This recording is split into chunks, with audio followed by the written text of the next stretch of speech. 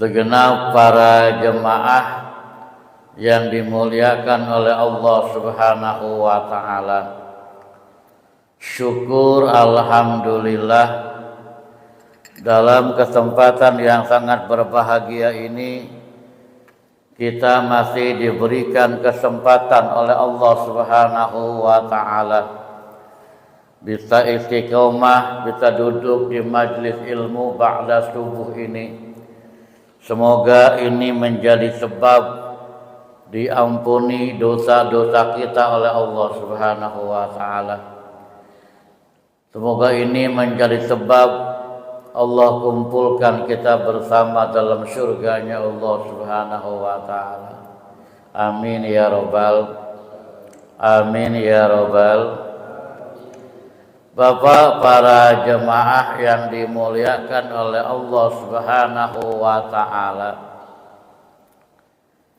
Taklim kita dalam kesempatan ini sebagaimana amanat dari pengurus agar taklimnya bertemakan tentang Isra wal Mi'raj.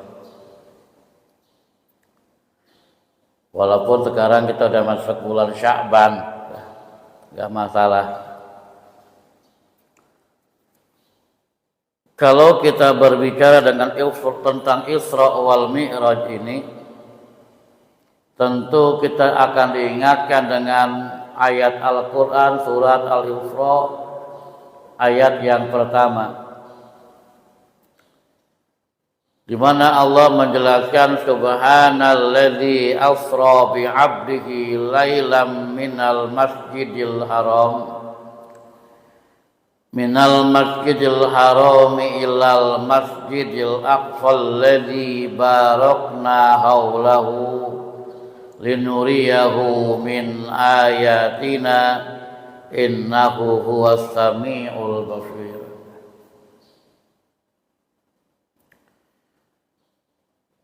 Ayat ini diawali dengan kalimat tasbih, kalimat subhana. Itu ada lafzul jalalah yang mahjub, yang dibuang ya. Para ulama menjelaskan apabila Allah menjelaskan satu peristiwa yang diawali dengan kalimat tasbih, ini menandakan peristiwa itu teramat sangat besar. Peristiwa itu teramat sangat dahsyat. Peristiwa yang sangat luar biasa. Dalam ilmu balaghah namanya ini al-ijaz. Artinya qalilul lafzi wa katsirul makna. Lafadznya sedikit tapi maknanya banyak. Lafadznya ringkas tapi maknanya teramat sangat luas. Nah, Isra wal Mi'raj ini, tentang Isra ini Allah menjelaskannya biawali dengan kalimat tasbih. Artinya menandakan betapa peristiwa itu teramat sangat dahsyat yang memang hanya bisa diterima oleh iman, tidak bisa diterima dengan otak pikiran biasa. Tidak bisa diterima dengan akal. Makanya sekarang ini apa lagi banyak nih. Kalau kita lihat ceramah-ceramah singkat di sosial media, banyak lagi menggugat tentang Isra wal Mi'raj. Banyak orang yang tidak percaya dengan peristiwa Isra wal Mi'raj. Tidak sedikit itu. Sampai ayat ini ada, saya lihat kemarin videonya itu, ada yang mengatakan karena ketika peristiwa Isra itu Masjidil Aqsa masih berbentuk gereja. Hingga dia katakan ayat ini mestinya turun pada saat Umar bin Khattab menjadi khalifah. Sampai begitu Pak kalimatnya. Sampai dia mengatakan bahwa ayat ini mestinya turunnya ketika zaman Umar bin Khattab. Saya sempat lihat videonya seperti itu. Saya cuma ingin menimpali dengan saya ingat dulu nasihat guru saya begini, Pak. Kalau ada hadis yang bertentangan dengan otak manusia, maka kesohihan hadis boleh diperiksa. Ini hadisnya hadis sahih, apa hadis dhaif, apa hadis palsu. Jadi kalau ada hadis yang bertentangan dengan otak manusia, maka kesohihan hadis boleh diperiksa. Tapi kalau ada ayat Al-Quran bertentangan dengan otak, maka otaknya yang mesti diperiksa, gitu Pak. Paham kalimatnya ya? Jadi kalau ada ayat Al-Quran yang bertentangan dengan otak, maka otaknya yang mesti diperiksa. Kalau sampai ada orang mengatakan ayat ini mestinya turun pada saat Umar bin Khattab, berarti sudah menyalahkan ayat Allah, nah gitu Pak. Hati-hati ini. Kalau memang otak kita belum mampu menyerap, memahami apa yang Allah firmankan, maka cukup yakini itu dengan keimanan kita. Yakini itu dengan keyakinan kita kepada Allah Subhanahu wa taala. Tidak mungkin Allah menurunkan ayat salah. Ini sama juga kita mengecilkan firman Allah. Sama juga kita menyalahkan ayat-ayat Allah. Kalau peristiwa Isra ini bertentangan dengan otak, maka jangan pakai otak gitu loh. Karena Allah pun menjelaskan, para ulama menjelaskan di awal dengan kalimat tasbih, menandakan peristiwa itu teramat sangat besar adanya, sangat dahsyat. Di Al-Quran Pak, Allah menjelaskan tentang bagaimana Nabi Ibrahim alaihi salam dibakar oleh Raja Namrud, tapi tidak terbakar. Tidak merasakan kepanasan, padahal dibakar dengan api yang sangat menggunung. Artinya api yang begitu besar gitu. Tapi tidak merasakan kepanasan. Allah hanya berfirman, ya naru kuni bardau wa salaman ala Ibrahim. Hai api, dinginlah kamu, wa salaman ala Ibrahim, dan selamatkan Nabi Ibrahim. Ini peristiwa besar Pak, ada seorang nabi yang dibakar tapi tidak terbakar. Peristiwa besar tapi Allah tidak menjelaskannya dengan mengawalinya dengan kalimat tasbih. Banyak peristiwa-peristiwa besar lainnya. Nah, tapi Isra ini Allah menjelaskannya, mengawalinya dengan kalimat tasbih, menandakan betapa besarnya, dahsyatnya peristiwa tersebut. Ini banyak Pak orang yang menggugat Isra wal Mi'raj ini, banyak yang udah nggak percaya. Kenapa? Sebab standarnya otak gitu Pak, standarnya akal. Tapi kalau kita menggunakan standar akal, maka nggak akan ketemu. Perjalanan yang begitu jauh hanya dalam waktu tempuh tidak sampai 1 malam.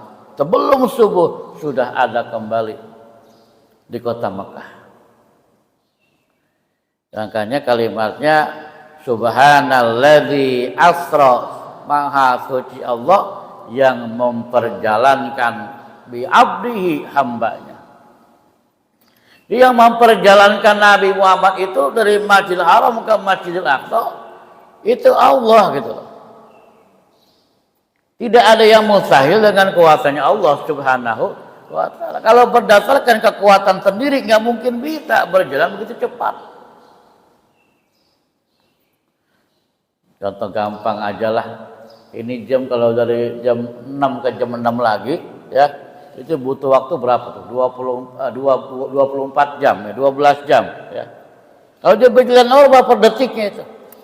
Tapi kalau kita yang putar sendiri nggak sampai 1 menit, dari jam 6 ke jam 6 lagi kan begitu Pak. Ya. Kalau dia jam jalan sendiri sesuai kodratnya jam, dia akan memerlukan 12 jam tuh, dari 6 ke 6 lagi. Tapi kalau kita putar itu jam, ya, maka nggak perlu sampai 12 jam. Nggak sampai 1 menit sudah dari jam 6 muter ke jam 6 lagi. Itu logikanya seperti itu aja. Atur tuh Pak. Lalu yang kedua, ya, banyak orang pun tidak percaya ini khilafiyah nih. Ada yang mengatakan Isra Mi'raj terjadi itu bentuknya mimpi. Ya kalau mimpi nggak istimewa gitu loh. Ada yang mengatakan hanya ruhnya saja. Nah, saya ikut pendapat guru saya, kalimat bi abdi ini ya menandakan bahwa yang berangkat berjalan Isra itu bi abdihi, itu perpaduan jasad dengan ruh. Artinya dalam keadaan jaga. Ya. Kalau jasad saja tanpa ruh, maka itu namanya mayit. Betul begitu ya? Jasad tanpa ruh namanya mayit. Ruh tanpa jasad namanya kedemit. Kalau bahasa kita begitu ya. Nah, guru saya menjelaskan bi abdi ini hamba ini maka perpaduan jasad dengan ruh. Nah, Bapak para jemaah yang dimuliakan oleh Allah Subhanahu wa taala.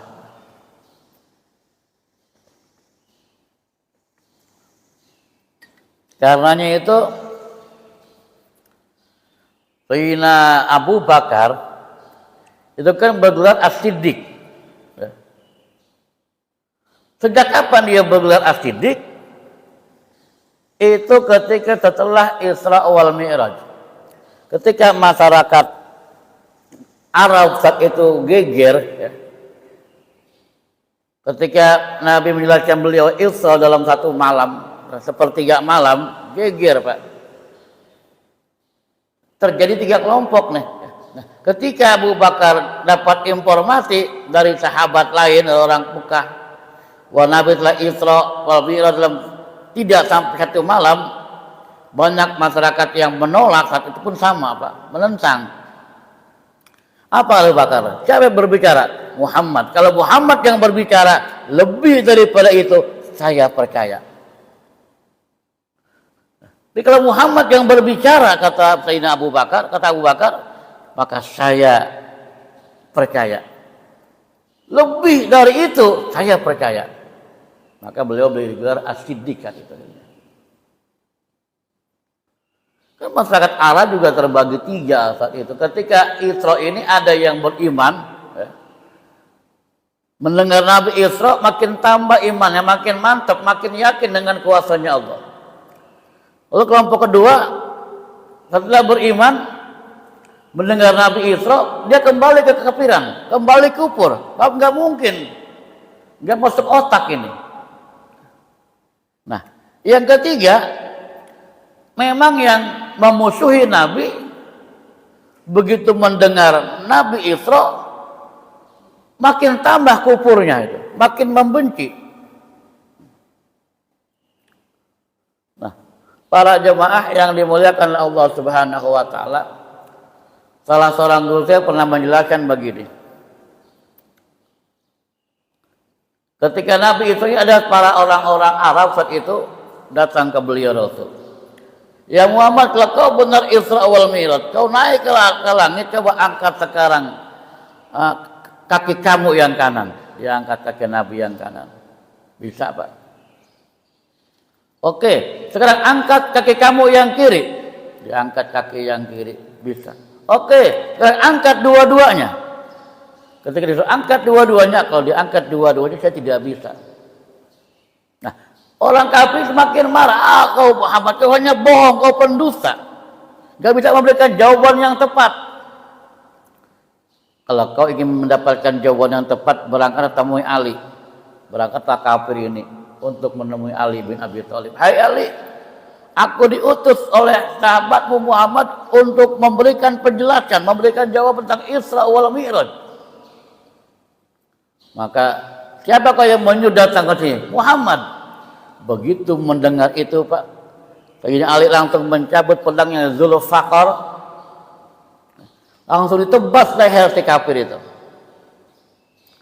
Tapi yang lepot, Sayyidina Ali, aku datang ke sini diperintah untuk mendapatkan jawaban dari kamu. Kenapa kau membunuh sahabat kami? Apa kata Sayyidina Ali? Hai kafir, sahabat Muhammad mengutusmu kemari untuk saya bunuh. Sebab apapun jawabannya bagi orang-orang yang menentang, orang-orang yang kafir, orang-orang yang menolak, maka dia tidak akan pernah bisa menerimanya. Maka jawaban yang tepat ialah aku penggal batang lehernya. Naudzubillah. Sampai ke situ Pak saat itu Pak. Digeger. Nah, kalau sekarang pun banyak orang yang menolak ya, hanya menggunakan otaknya saja, maka kita istiqomah ikuti guru-guru kita, terima ini dengan keyakinan iman kepada Allah Subhanahu wa ta'ala. Nah, Bapak para jemaah yang dimuliakan oleh Allah Subhanahu wa ta'ala, saya sadar diri itu banyak menjelaskan. Jadi Isra wal Mi'raj ini merupakan peristiwa besar yang banyak kita ambil hikmah di dalamnya. Banyak pelajaran-pelajaran yang bisa kita petik untuk kita bisa mendekatkan diri kita kepada Allah Subhanahu wa ta'ala. Apa diantaranya? Hikmahnya pertama, ketika Nabi sudah melaksanakan Isra, itu didampingi oleh dua malaikat Pak. Malaikat Jibril sebelah kanan, malaikat Mikail sebelah kiri, didampingi oleh malaikat. Di perjalanan mulai datang hambatan, tantangan, rintangan. Ada suara-suara yang memanggil, ya Muhammad tunggu sebentar, dari sebelah kanan. Nabi tidak menjawab Pak, menoleh pun tidak. Lalu ada dia panggil dari sebelah kiri, ya Muhammad berhenti sebentar, pun Nabi tidak menjawabnya. Lalu datang di arah depan yang memanggil-manggil berbentuk wanita tua berpakaian emas intan berlian, ya Muhammad berhenti sebentar. Nabi pun tidak menjawabnya. Selesai, beliau Rasul bertanya dengan malaikat Jibril, ya Jibril suara apa itu tadi? Ya Muhammad, seruan sebelah kananmu adalah merupakan seruan Yahudi. Untung kau tidak menjawab ya Muhammad. Andai saja kau menjawab, maka niscaya umatmu cenderung menjadi umat Yahudi. Seruan sebelah kirimu seruan Nasara. Andai saja kau menjawab seruan mereka, niscaya umatmu cenderung menjadi umat Nasara. Lalu yang depannya Muhammad berbentuk wanita tua berpakaian emas intan berlian, berpakaian mewah, itu gambaran dunia. Itu panggilan dunia. Andai dia kau menjawab panggilan dia, niscaya umatmu cenderung untuk memilih kehidupan dunia. Jadi dunia itu Pak digambarkan berbentuk wanita tua yang terus berhias. Ini dalam riwayat Isra nih ya. Digambarkan berbentuk wanita tua renta yang terus berhias, berdandan. Berbentuk nenek-nenek.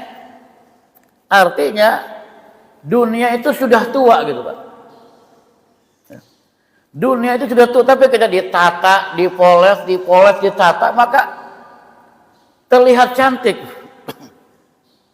Pembangunan, gedung, mal dan lain sebagainya, tempat-tempat wisata ya. Terus ditata, dipoles, terlihat indah. Padahal hakikatnya sudah tua. Digambarkan dalam riwayat Isra berbentuk nenek-nenek yang berhias. Itulah gambaran dunia. Sampai guru saya bilang itu kalau ada orang hanya sibuk mengejar-ngejar dunia, lupa akhirat, lupa ibadah, maka dia bilang sama aja dia ngejar nenek-nenek. Nah, seperti itu. Ini gambarannya. Artinya dari riwayat ini singkat memberikan pelajaran kepada kita bahwa keimanan kita itu begitu banyak godaannya Pak. godaan-godaan dari Yahudi, Nasara berbentuk dunia untuk menggelincirkan keimanan kita, menggelincirkan akidah kita kepada Allah Subhanahu wa taala. Nah, karena kalau kita flashback sedikit ke belakang, itu ada riwayat begini. Sebelum berangkat Isra itu Nabi itu dibawa ke tepian sumber Jam-Jam. Dibelah dada Nabi, dibersihkan oleh malaikat Jibril, diisikan dengan iman, ilmu, dan hikmah. Begitu riwayatnya.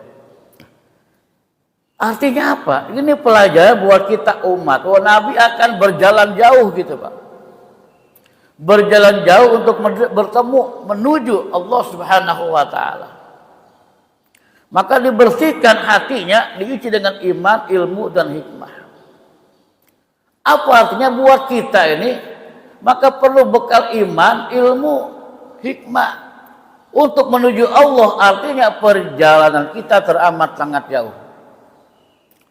Kita nih Pak dari alam ruh ke alam rahim, ke alam dunia, sampai nanti kita ke alam akhirat, itu proses panjang perjalanannya.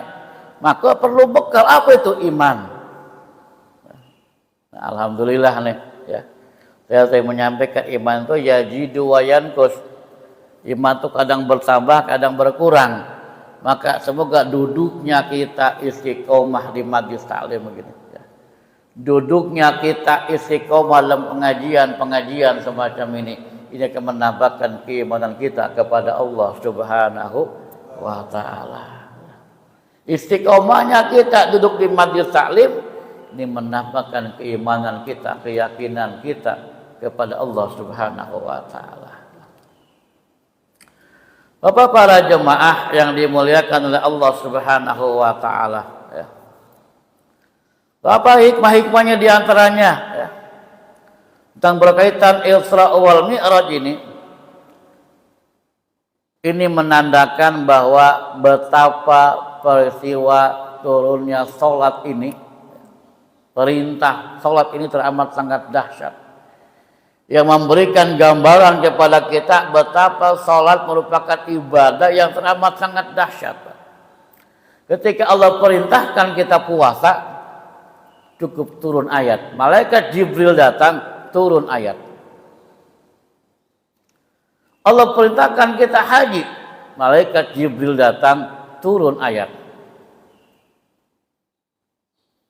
Tapi peristiwa salat, malaikat Jibril datang menjemput beliau Rasul menghadap Allah untuk menerima perintah kewajiban salat sehari semalam 5 waktu. Melihat prosesnya saja begitu dahsyat, maka artinya salat itu pun merupakan begitu dahsyat. Makanya ini banyak orang yang salah ngomong juga ini ya. Nabi Isra wal Mi'raj pulang bawa oleh-oleh perintah sholat, begitu bahasanya itu. Barangkali pernah mendengar kalau ada orang ceramah tentang Isra Mi'raj, Nabi Isra Mi'raj pulang-pulang bawa oleh-oleh sholat. Nah, ini kalimat begini perlu diluruskan gitu Pak. Perlu diluruskan. Kenapa? Nabi itu bukannya piknik. Kalau piknik bawa oleh. Paham nggak? Kita umpamanya jalan-jalan ya, ke Taman Safari umpamanya, pulangnya bawa oleh-oleh, Talas Bogor umpamanya begitu. Pantas bawa oleh-oleh. Kenapa? Ini kita lagi piknik, lagi jalan-jalan, pulang bawa oleh-oleh. Nah, tapi beliau Rasul, dia bukannya piknik. Beliau Rasul bukannya jalan-jalan, maka jangan ada bahasa istilahnya oleh-oleh. Justru beliau Rasul Isra itu untuk menerima perintah kewajiban sholat sehari semalam 5 waktu, yang menandakan betapa dahsyatnya perintah sholat. Kembali lagi nih lama yang lagi di sosmed nih ya. Ketika ada yang menjelaskan awalu ma yuhasabul abdu yaumal qiyamati as-shalah. Yang pertama kali dihisab nanti pada hari kiamat ialah sholat. Kan begitu Pak ya. Nah, mereka banyak berpendapat bukan sholat yang 5 waktu itu yang akan diperiksa tuh, katanya begitu tuh. Ya.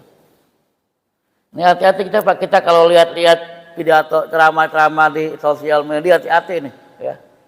Kalau orang-orang yang bisa merusak akidah kita.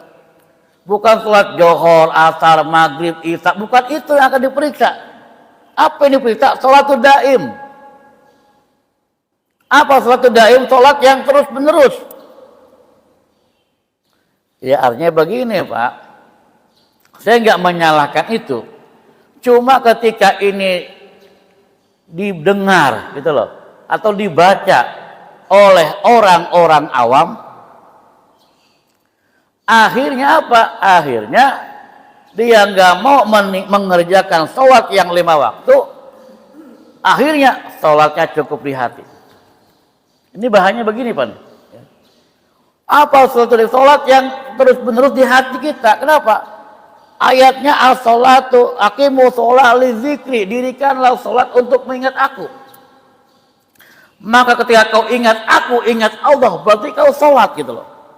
Biar kata sungsang sumbel, sujud, ruku, umpamanya. Kalau kagak ingat Allah, itu enggak sholat. Maka sholat yang dihisab nanti, yang diperiksa bukan sholat itu, tapi sholatul daim. Kalau ini dicerna, diserap oleh orang-orang awam, maka akhirnya apa? Dia meninggalkan sholat yang 5 waktu. Buat apa sholat juga kalau nggak ingat Allah? Kan begitu Pak.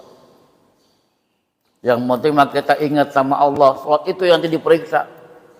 Bab tujuan sholat untuk ingat Allah. Nah, ini akan menjadi rancu di pemahaman orang-orang awam. Ini bahayanya Pak. Maaf nih Bapak yang suka lihat-lihat sosial media yang ceramah-ceramah seperti, kita mesti punya saringan Pak, mesti punya filter gitu loh. Kalau kita nggak punya filter bahaya. Jadi walaupun kita barangkali maaf 1000 kali maaf, sholat kita barangkali masih, ya kita makan kadang-kadang begitu Pak ya. Allahu Akbar, mulut Allahu Akbar, takbir, kadang hati ngayap kemana? Mana? Iya lagi sholat, bacaan-bacaan sholat, tapi kadang-kadang pikiran kita ingat utang, ingat pekerjaan, ingat masalah. Saya mau nanya, kira-kira ada nggak yang lagi sholat seperti itu? Lagi takbir, lagi sholat, tapi ingatnya kemana-mana, ada apa nggak itu? Banyak. Nah, kalau ini, maaf Pak, dalil tadi yang saya awal jelaskan, kalau itu yang dipakai, wah itu percuma sholat seperti itu. Enggak percuma Pak. Enggak percuma. Maka begini, kan pernah saya jelaskan dulu begini. Lebih baik kita sholat pikiran masih kemana-mana, tapi ketimbang kita kemana-mana, tapi kagak sholat gitu.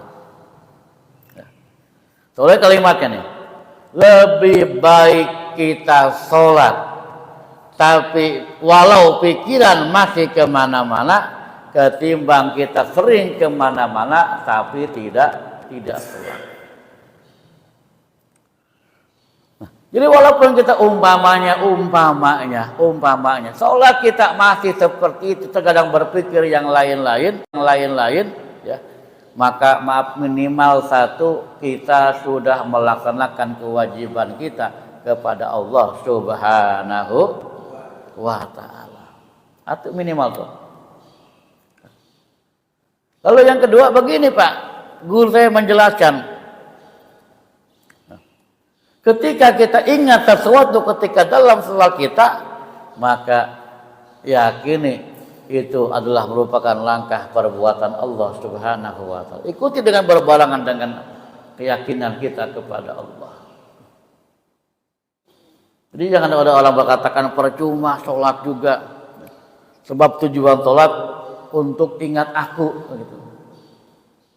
Kalau sholat tapi nggak ingat kepada Allah, maka berarti enggak sholat mah. Ini kalau diserap oleh orang-orang awam ini bisa bahaya. Minimal 5 waktunya rapi, syariatnya rapi dulu, baru setelah itu imbasnya naik tahapan kedua. Bukan hanya ingat Allah ketika sholat, maka di luar sholat pun tetap ingat Allah Subhanahu wa taala. Nah, ini banyak pendapat-pendapat semacam itu sekarang ini, Pak.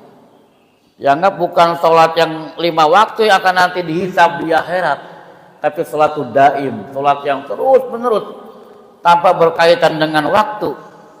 Nah, ini bisa merusak keyakinan ibadahnya orang-orang yang masih awam. Ya. Makanya lagi-lagi lihat di sosial media harus cerdas kita ya. Banyak orang-orang yang ateis yang namanya filsafat ya, merusak keyakinan kita kepada Allah Subhanahu wa taala ya. Terakhir, Bapak para jemaah yang dimuliakan oleh Allah Subhanahu wa taala ya. Di antara hikmah-hikmah ya daripada Isra wal Mi'raj ini ya, di antaranya ayatnya subhanalladzi asra bi abdihi lailam minal masjidil harami ilal masjidil aqsa. Itu dari Masjidil Haram ke Masjidil Aqsa. Artinya dari masjid ke masjid, Pak. Di beliau Rasul Isra itu bukan dari apartemen ke apartemen, bukan dari pantai ke pantai, bukan dari gunung ke gunung, tapi dari masjid ke masjid. Maknanya apa buat kita? Makanya come back to masjid. Mari makmurkan masjid kita masing-masing. Nah, ini kita duduk di sini bagian daripada kita memakmurkan masjid, nah gitu loh. Kita duduk sekarang ini bagian kita sedang menjalankan hikmah daripada Isra-nya Rasulullah Sallallahu Alaihi Wasallam. Kita duduk di sini bagian tidak memakmurkan masjid, memakmurkan agama kita. Karena beliau Rasul Isra wal Mi'raj dari masjid ke masjid. Artinya kita kembali makmurkan masjid kita untuk ibadah kepada Allah Subhanahu wa taala. Jangan sampai, nah ini ya. Ya'muruna masajidahum. Mereka memakmurkan masjid-masjid mereka, tapi kharabun an zikrillah, tapi kosong daripada zikir kepada Allah.